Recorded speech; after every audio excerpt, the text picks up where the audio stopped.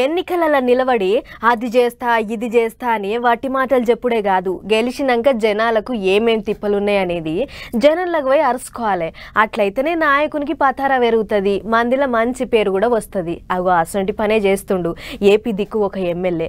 ప్రజా దర్బార్ అని ఓ కార్యం పెడితే ఆడ జనాల గోసలిని ఎమ్మెల్యే సారు గొడగొడ శోకం పెట్టిండట.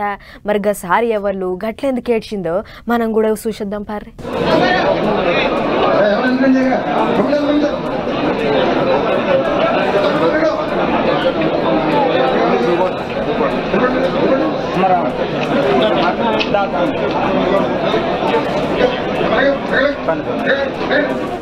అయ్యో ఊకో సార్ ఊకో, చూసిర్రు కదా ఎమ్మెల్యే సార్ ఎట్లా ఏడుస్తుండో. ఇక ముచ్చటేంటిదంటే నెత్తికి పచ్చ రుమాలు కట్టుకొని నిలబడ్డ సార్ పేరు కొలికపూడి శ్రీనివాసరావు, ఎన్టీఆర్ జిల్లా తీర్వూరు నియోజకవర్గం ఎమ్మెల్యే. అయితే సార్ అక్కడనే జనం తిప్పలు అరుచుకుంటానికి ప్రజా దర్బార్ అని ఓ కార్యం పెట్టిండట.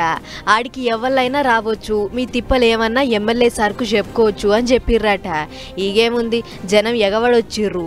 వచ్చినోళ్ళను వట్టిగా నిలబెట్టకుండా మంచిగా కుర్చీలేసి కూసోబెట్టిర్రు.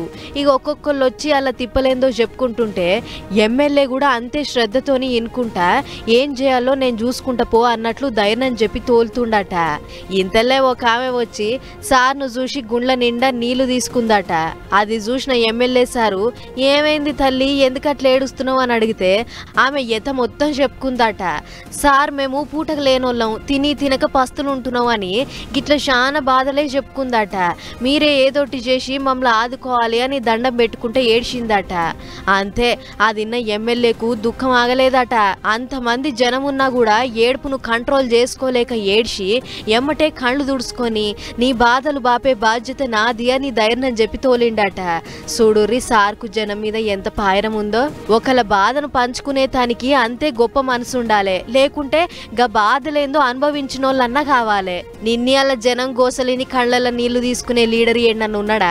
ఓ కాళ్ళ గిట్లా ఉంటేనే గరీబోళ్ళ బాధలేంటే దుఃఖం వస్తుంది అని అంటుర్రు గీ ముచ్చట చూసిన పబ్లిక్.